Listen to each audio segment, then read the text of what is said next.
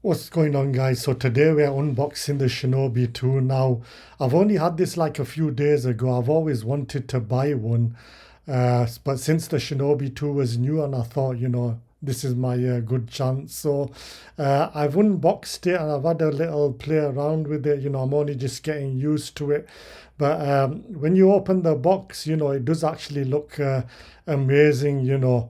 It's got like a 5-inch display on it, very clear and sharp, crisp quality. Um, it's probably the best I've had, like it's got 1500 nit brightness. I think the first Shinobi had only 1000. But when you open it, you'll get this quick guide. You get this USB cable, and you also get this like a bracket holder to keep the HDMI cables in. Uh, but the downfall to this, I had to purchase a quick release mount, and for £75. And yes, you've heard that right, £75 just to buy this separately. It basically attaches to the bottom of the Shinobi monitor. I'm a bit disappointed about that. They should have actually given that free with it. So Shinobi, if you are watching this, please give us this free with it next time. It is a bit of a headache, to buy it separately. But if you look at the back of it, like I said, you do put a HDMI cable. Luckily, I already had one, so I got lucky there. But it is actually quite lightweight, very lightweight, and what I quite love about it. But we'll talk about the features. So you get the false color analysis mode, you get the histogram on it, you also get the zebras on it, and other features like the scopes, the aspect ratio. You also get the grid lines, to give you that rule of thirds, and also anamorphic D-squeeze for your cinematic lens. So, we will talk about this later, but if you look over here, I can actually control the camera just right on the screen. So you can see I'm controlling the shutter speed, aperture, ISO. You can even control the white balance. You don't see many monitors that can actually do that. So I'm actually impressed with that, and also the waveform. Now, if you look at the waveform, you can bring this big display on the screen, so you know where you're going wrong from. You can adjust the brightness and the intensity on it, the opacity, which is actually quite clever with the sliders. You've got all these different features on it, but if you look closely, what it is, I can actually change the colors as well. So on the focus peaking, so I can change it to blue. Change the different colors. So if I change it to blue, for example, and I click on, I'll just tap out. Can you see what's happening there? You can see the blue outlines.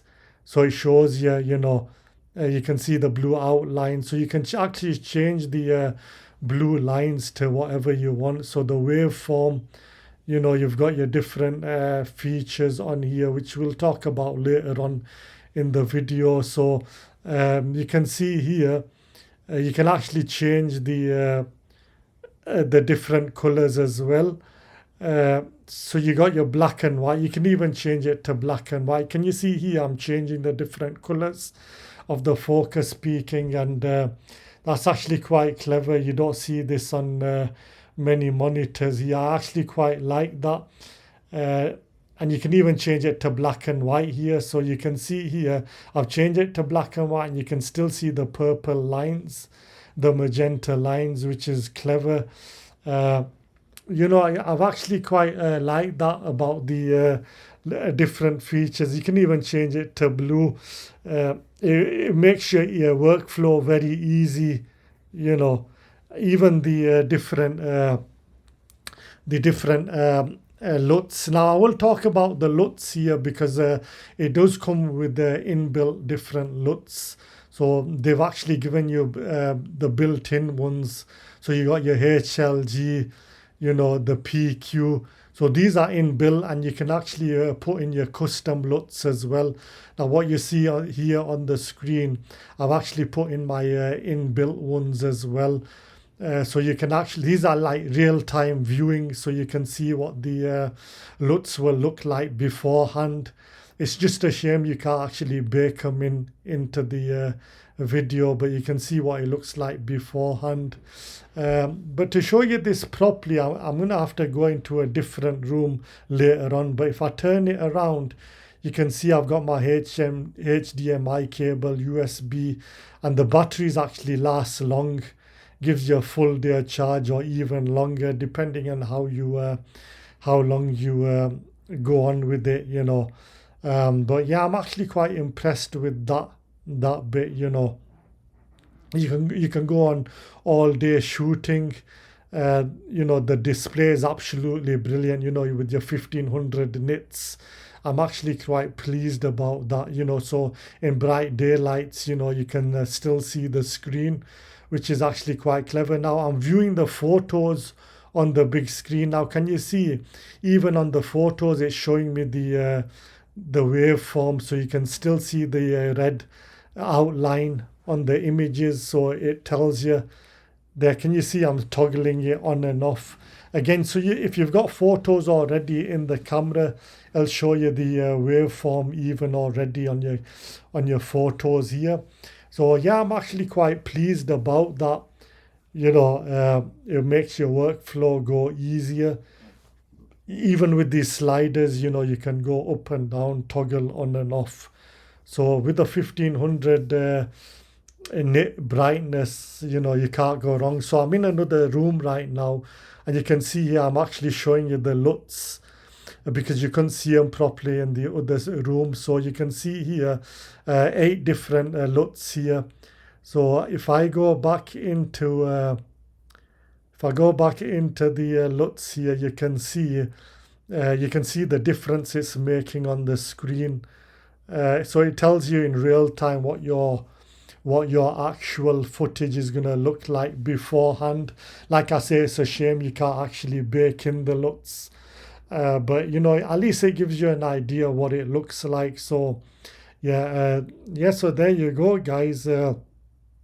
I'm actually impressed with the different features you get, you know, with the waveform, focus peaking, even with the zebras. Now the one feature which I've not spoken about, you can see you can actually compare the LUTs. Can you see the screen is half with a different LUT and half with another LUT? You can actually compare your LUTs, so you can work out what stands out better. I actually quite like that feature. You know, it splits the screen in half, and you can actually, you know, compare the LUTs. But yeah, so if I click on the top screen, excuse me, if you click on the top, it'll give you information as well about your battery power. It'll even tell you how much battery power you got left. And this is the screen where you can calibrate your monitor or even restore to factory settings. So it gives you that bit of information here. So yeah, I'm actually impressed with that there. And this is the false color, so it tells you where where it's going red. It tells you where it's getting a bit too much here, so you can work out what it's like beforehand. But yeah, so that's this is the zoom in and out feature as well. Again, very impressive, because you can see if your image is actually in focus or not. Again, very impressive tool. But yeah, there you have it, guys. I mean, very clever. You know, I'm actually quite pleased with this monitor. You know, it does have its pros and cons, you know, which I've already spoken about. You know, you have to purchase the hot shoe, the mount separately for £75, which, you know, I'm not too pleased with that. But everything has its own ups and downs. But yeah, there you have it, guys. I'm actually impressed with this. So if you do have any questions about this, you know, just let us know in the comment box below. But I just wanted to bring this to your attention. You know, it speeds up your workflow. Now, the one feature that everyone is disappointed about is the touch to focus. You know, but if you go onto the Shinobi YouTube video, you can see in the comments that some people have commented on this. but Shinobi have replied that they are working on this on an update. So we might see this on a firmware update. We don't know yet until it's actually officially launched, but they are talking about that. That would be amazing if there is a touch to focus feature.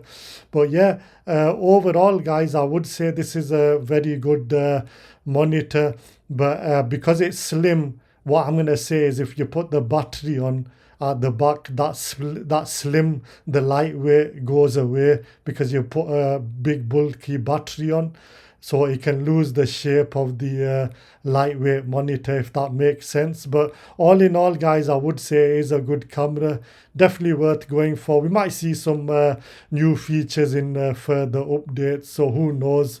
But yeah, anyway, guys, if you did like this video, please give me a thumbs up. Smash that subscribe button. And as always, guys, I'll see you on the next video. Thank you for watching.